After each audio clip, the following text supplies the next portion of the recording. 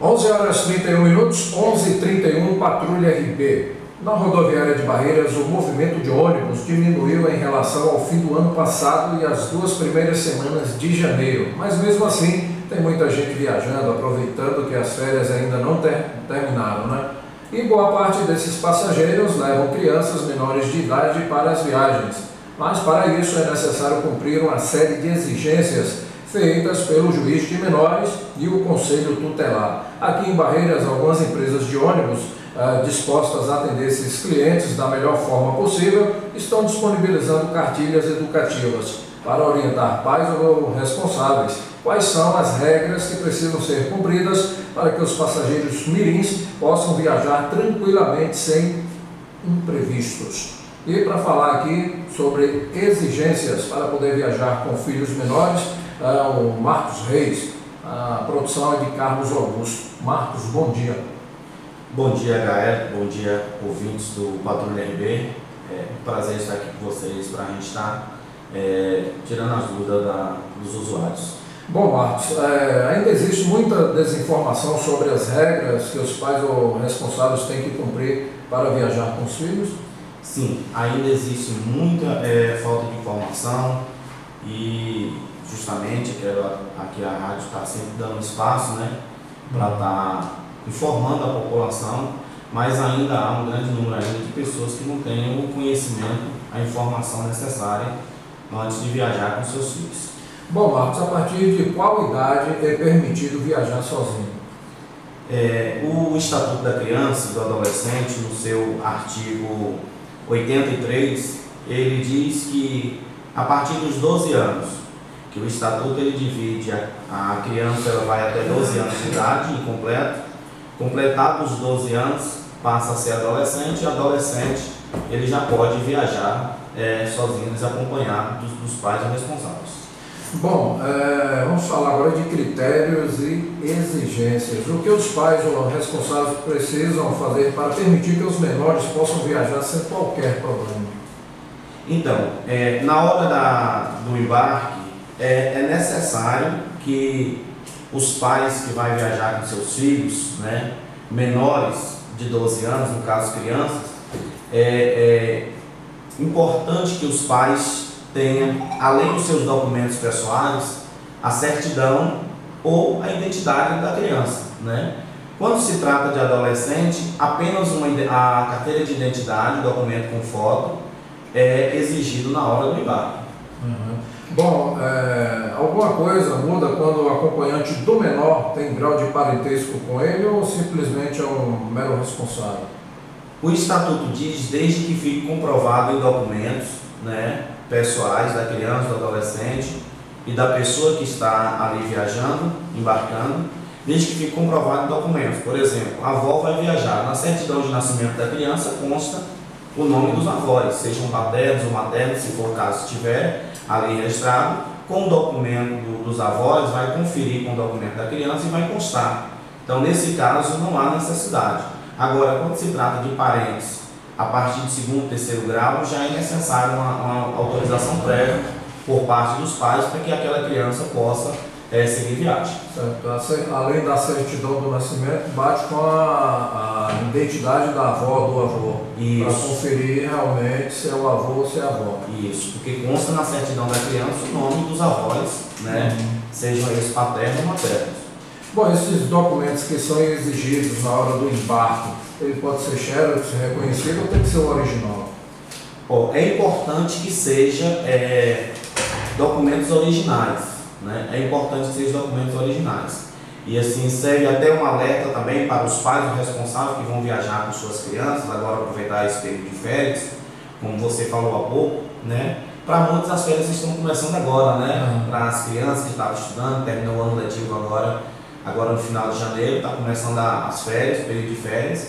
E é importante que quando se prepara a viagem, que os pais se preocupem também, que os responsáveis se preocupem também com a documentação das crianças, se está tudo em dia, a documentação, certidão, se não tem a certidão, procurar retirar a segunda via. Hoje os cartórios, né, e você pode solicitar a segunda via dos documentos da criança, do adolescente. Então, é exigido a priori que seja original, mas se for numa outra comarca tal, pode ser uma cheques autenticada. Ok. Bom, tem gente que chega a apresentar a carteira de vacinação do menor. Isso pode ou não pode? Então, isso depende da liberação da empresa que vai transportar, né, aquela família, aquela criança. Normalmente nós não orientamos que os pais levem a carteira de vacinação como documento, né?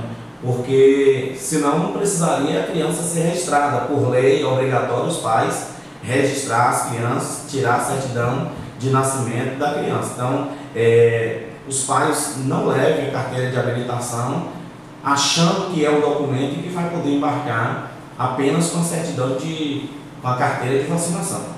Certo. No caso aí, a certidão de nascimento substitui a identidade ou não? Sim, no caso de crianças. Certo. No caso de crianças, né? Agora, quando se trata de adolescente, ele pode viajar já, mesmo ele não tendo com a certidão de nascimento no momento, ele estando portando a sua carteira de identidade, documento com foto, ele pode viajar. Bom, Marcos, se os documentos estão incompletos, qual o procedimento que o funcionário da empresa de ônibus tem que tomar? A regra é não deixar embarcar, né? Até porque, para que depois a própria empresa ou o próprio funcionário que liberou aquele embarque daquela criança possa depois se responsabilizar, ser punido judicialmente. Então, é interessante que não permita, né, que seja embarcado com a falta de algum documento. É interessante que no momento do embarque seja cobrado os documentos que o estatuto se refere. Você até citou aí, né? Mas no caso do funcionário que permite o embarque do menor sem o responsável, né, ele pode sofrer aí sanções?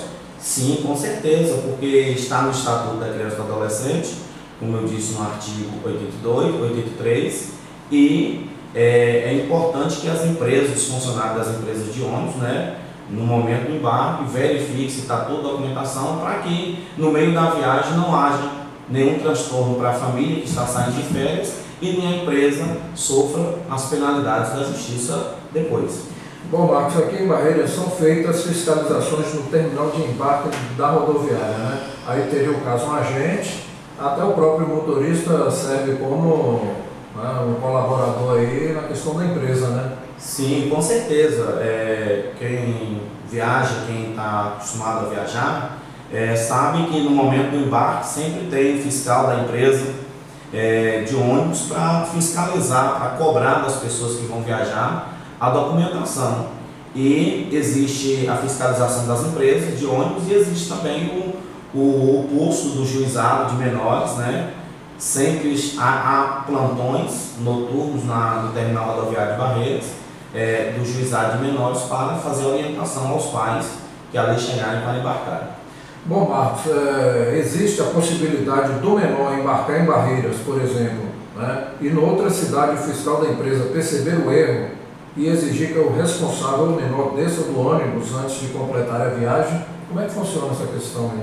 Há uma possibilidade sim, Agarito. Já houve situações aqui em que nós fomos acionados, o Conselho Tutelar de Barreiras foi acionado, porque uma criança viajava acompanhada de seus pais, vindo de uma outra cidade, chegando em Barreiras, faltou um documento, né? A gente não sabe se por um descuido no momento do embarque do fiscal, e chegou aqui na hora de continuar a viagem, né? Foi cobrado um documento da criança, não tinha, e foi necessário que houvesse uma autorização, uma solicitação do Conselho Tutelar, entrou em contato com o Conselho Tutelar dessa cidade, né? E junto ao juizado de menores, fazer uma autorização para que essa criança, para que essa família continuasse a viagem. Certo, vamos aqui dar um exemplo.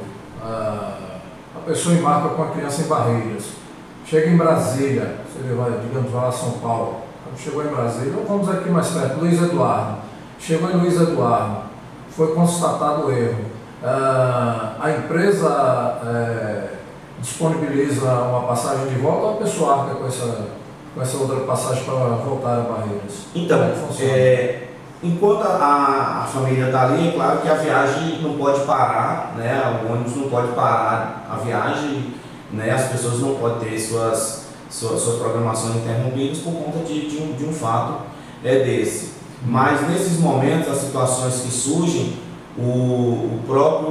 a própria empresa de ônibus pode entrar em contato com o Conselho Tutelar, o Conselho Tutelar entra em contato com o Conselho Tutelar no caso de Barreiras, a gente busca as informações, se for o caso da gente ver a possibilidade de levar o documento, no caso de viagens perto, viagens longas, o próprio Conselho Tutelar, junto ao juizado, pode requerer para que essa criança, essa família continue a viagem.